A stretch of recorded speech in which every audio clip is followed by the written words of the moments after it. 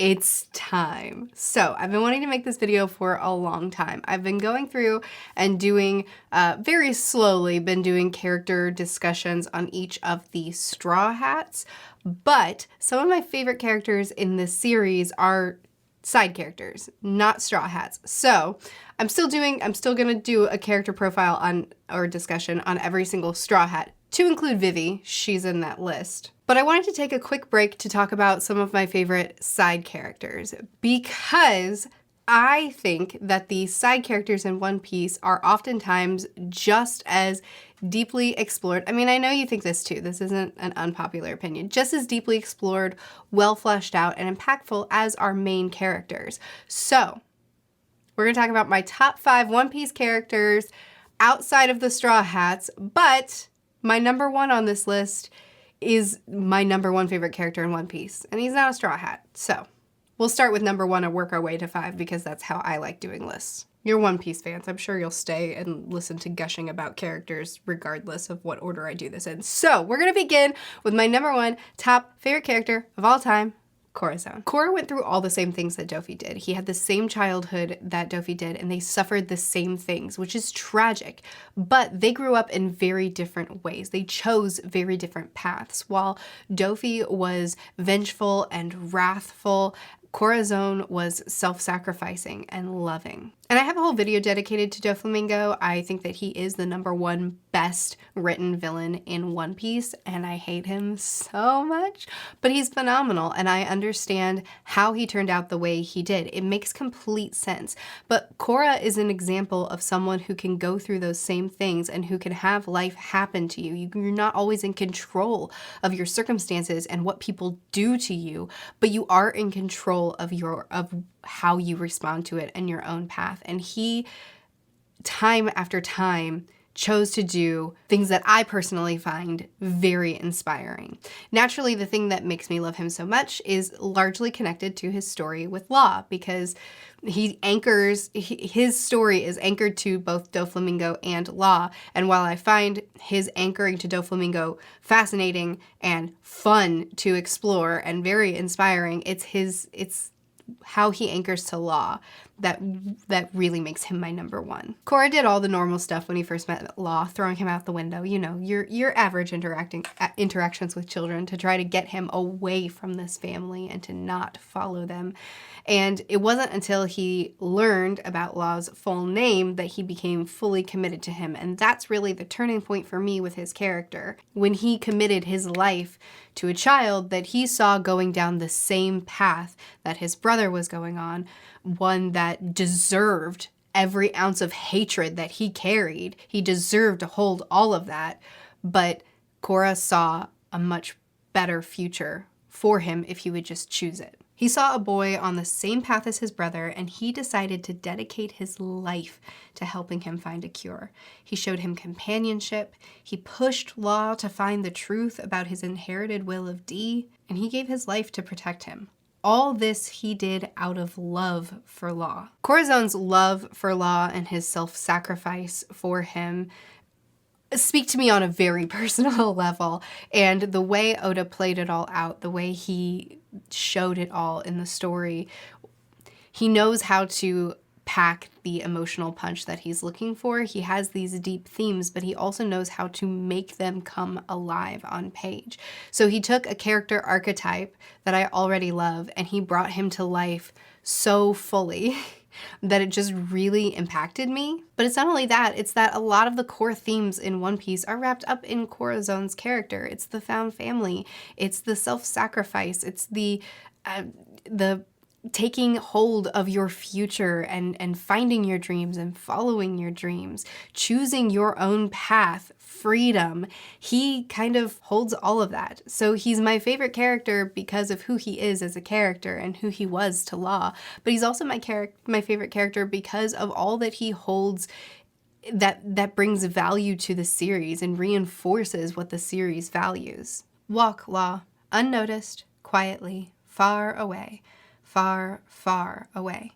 Nothing will bind you anymore. Not the iron borders of the White City, nor your shortened lifespan. Nothing will restrict you anymore. You are now truly free. Now, after Corazon, I would put a couple of Straw Hats on my ranking, but not all of them before my next favorite side character, and that's Toto. So Toto is a character that I've brought up many times in videos, so you've maybe heard me sing his praises, but today I want to really dig into why I love him so deeply and why he is my number 2 on this list. When we first see Toto, we see him digging.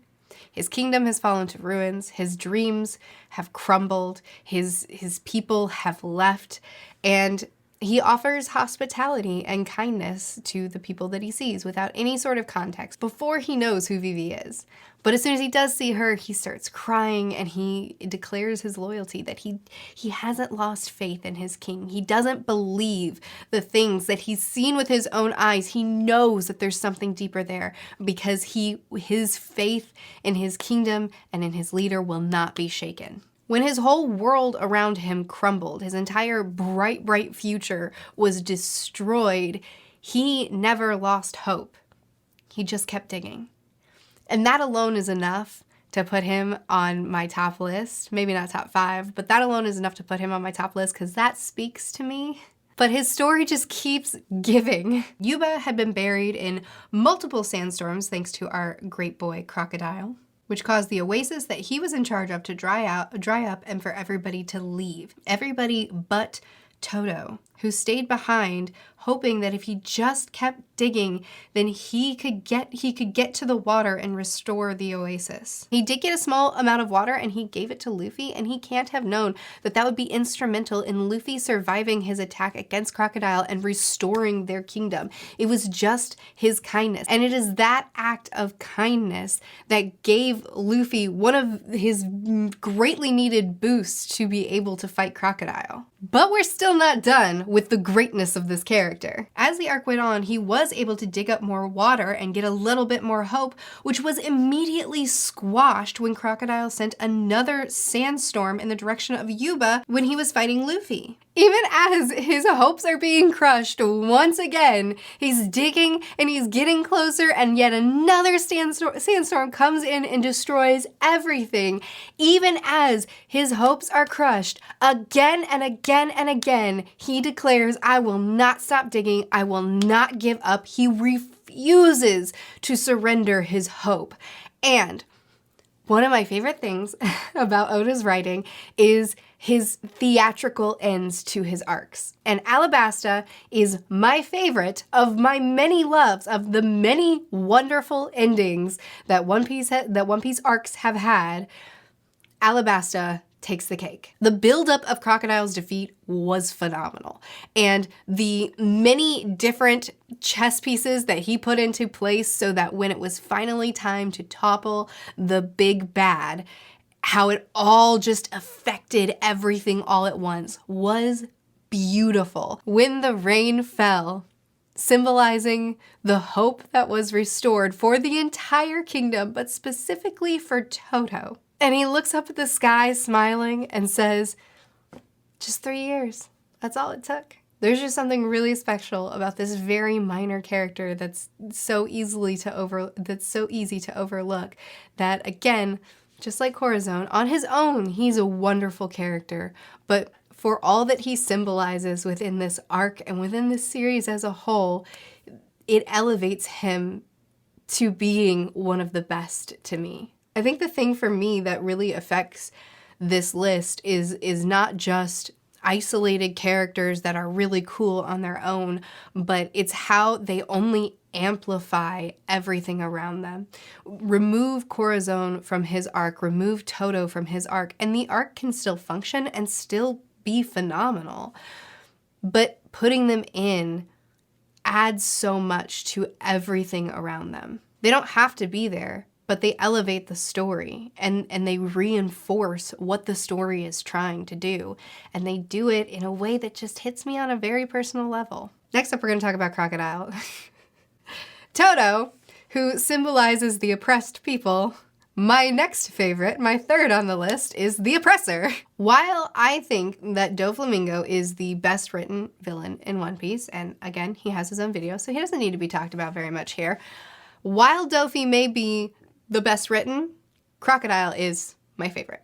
Crocodile is proof that you don't have to have layers and layers and layers of character motivations on the page to be an incredibly effective and compelling villain. He's proof that you don't need some big elaborate backstory, and you don't need all the things that I wanted from Kaido. You don't need all that in order to be so effective. And there's implications that all that's there all throughout Crocodile's story. There's loads of hints at what brought Crocodile to this point. So I hope someday we do get a backstory on him, but he's proof that it's not needed to be one of the best. Crocodile on a large scale is incredibly impressive. He founded Baroque Works. He created this organization that is tons of characters under his lead that are causing chaos and destruction to tons of islands. He's not isolated just to Alabasta. He's not just isolated to Vivi's kingdom and to King Cobra's kingdom. He's bidding across a large span of land, a large amount of islands and people groups. He's an incredibly successful villain. Not only that, but he's actually doing the job. I mean, it's working. These kingdoms are successfully being toppled. These islands are successfully being wrought under his crew or his organization. He's incredibly intelligent to have this very intricate plan and pull it off well. But not only that, he's an incredibly successful villain on the wider scale and wider world impact that he's been able to have.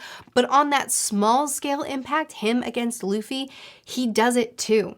When he does have opposition, when Luffy does face off against him, he has the poison hook. He has a knife, I think it was. He has other weapons that he can use because he's thought through opposition. He's thought through, what if things don't go well for me? And even when he's met with opposition, things still succeed in his favor for a long time because he's smart. He can think it through. He can meet Luffy on a personal level where he can actually overpower him, but also intellectually, he can tell him, listen, you're a dime a dozen.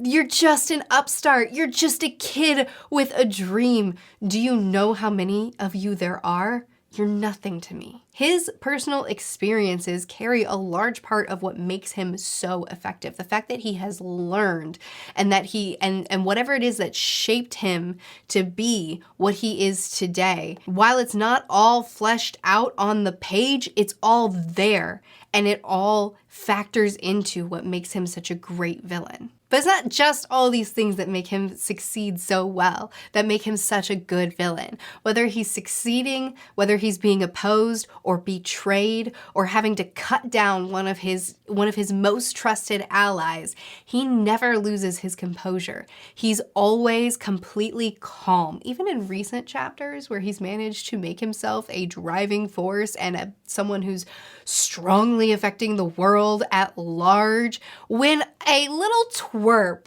like Buggy ends up getting all the credit, he still keeps his composure. He calmly commands the situation alongside his pal Mihawk, who he previously, also the strongest swordsman in the world, went toe-to-toe with. I'm sorry, Crocodile is he's very cool, and I like him lots. Number 4 on this list is Whitebeard. Now, he is known as one of the strongest men alive.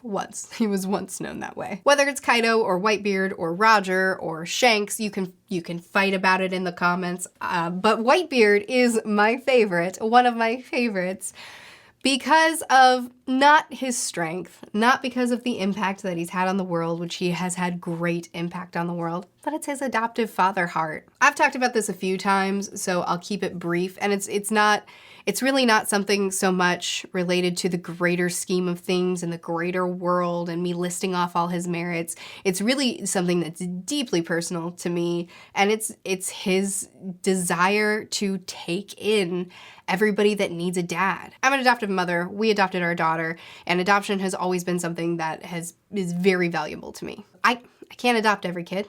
I'm no pops. But the idea of my kids' friends always knowing that if you need a mom, I'm here. If you need a place to be, this is a safe place. That's kind of always been a dream for me, and I think that Pops is the embodiment of that.